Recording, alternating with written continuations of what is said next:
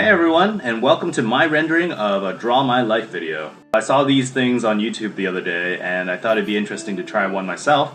So here we go. My name is Yu Chun Andrew Yang. I'm the creator of the webcomic series Bear and Honey, and I'm the soon-to-be graduate of the International MBA program at Peking University, Guanghua School of Management.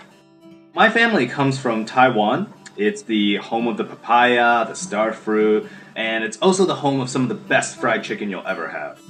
My parents had their first child, my sister, in 1978.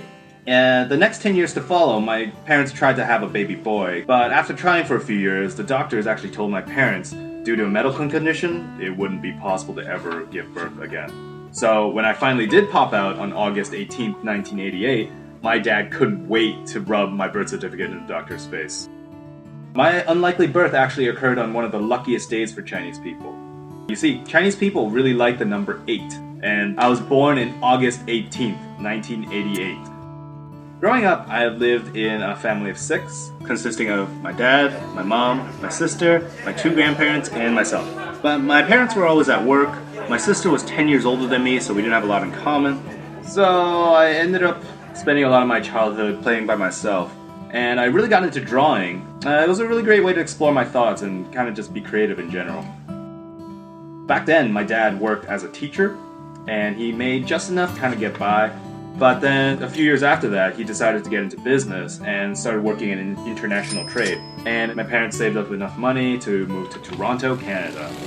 When most Chinese families move to a new country, they typically move into like a Chinese neighborhood, so they can, find people they can communicate and relate with. But nope, not my family.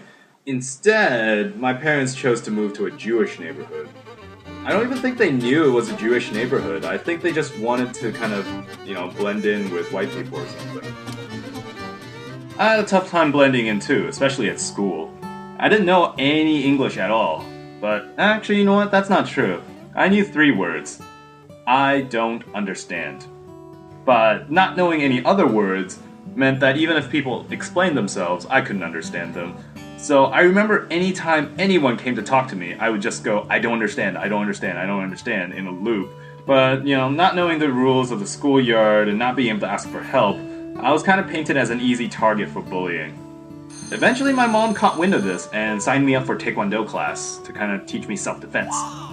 But the classes really didn't teach me how to protect myself. But on the other hand, I guess the classes did boost my self-esteem.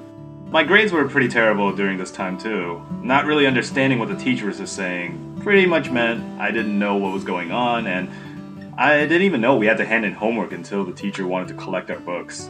And once again, seeing this, my mom signed me up for extracurricular activities to try to boost my grades. I was part of Kumon, Spirit of Math, Chinese class, piano, skating, swimming, but it was through all these classes that I eventually picked up English. When it finally came to picking a high school, I was told that I wouldn't be going to the public high school that all my friends were going. Nope, I would be going to a all-guy Catholic high school instead. Around this time, I picked up a bunch of nerdy interests. I got into programming, I got into anime, and I really got addicted to this MMORPG called Ragnarok Online. Basically, I was a super nerd. Anime was still quite new to North America at the time, and a few of my friends decided to start an anime club at school.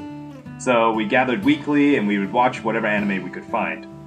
Next to our school was an all-girl Catholic high school, which also had a brand new anime club of their own. And we got together once in a while, so I had to coordinate with their club's president quite often. And it turns out this girl had a huge crush on me.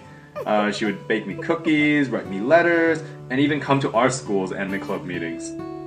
But I really didn't catch on that she liked me. I just thought she was, that nice to everybody. I'm pretty slow when it comes to stuff like that, I guess.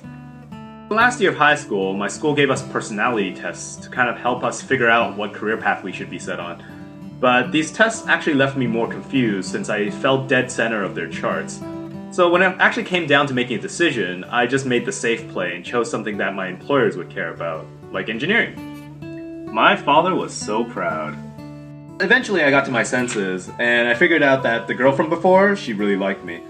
And so we started to date.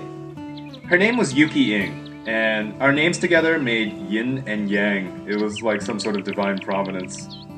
But when we started dating, there was a slight issue. She went to university in Waterloo, while I went to university in Kingston, which is about a 5-hour bus ride away.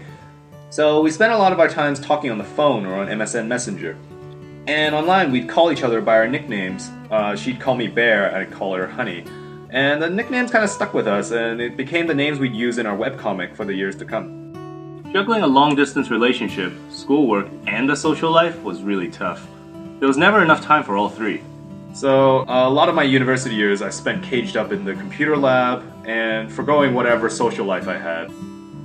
This was a weird time for me, seeing all the other students and other programs out there having fun, and I always wondered if I made the right choice going to engineering. Regardless, I kept my head down and I finished up my engineering degree. By the time I graduated, most of my family members actually moved back to Taiwan. My family wanted me to move back to Taiwan as well, but my Chinese wasn't good enough to move back and find a job, so instead I tried my luck in Canada. After a bit of job hunting, I found myself working as an SAP consultant. The work had me traveling all around the country and meeting with clients from all over the industry. And talking with these people, I realized how little about the world I knew. Even though the job paid well, I felt a little unfulfilled. And with a little encouragement from Yuki and my friends, I decided to take some time off work and do a little soul searching.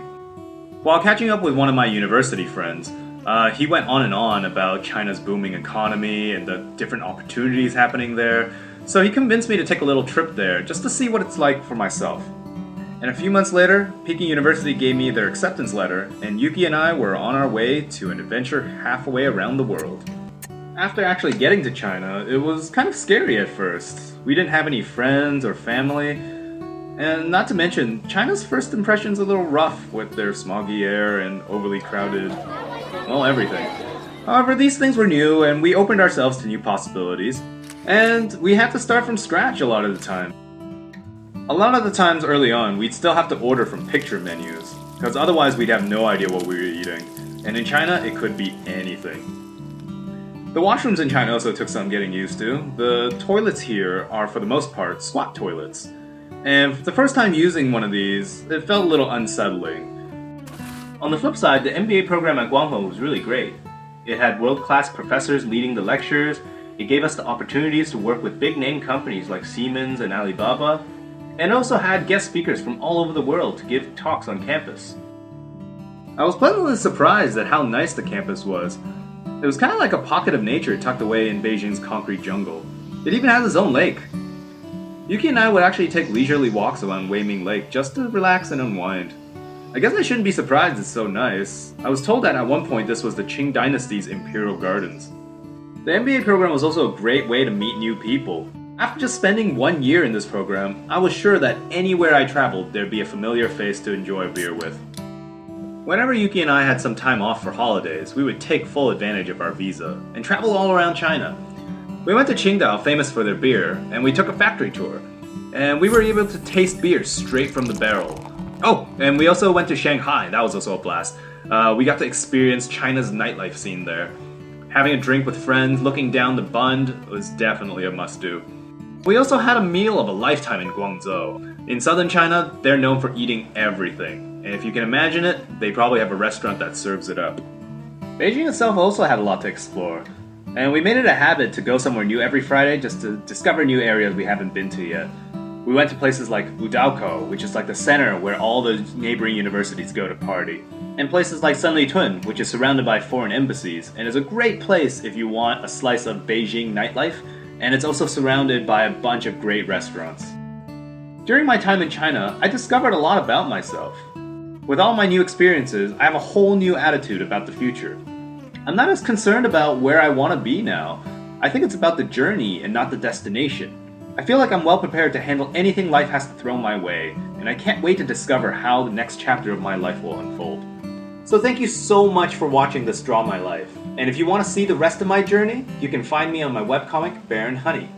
But in the meantime, go out there yourself and explore, discover China.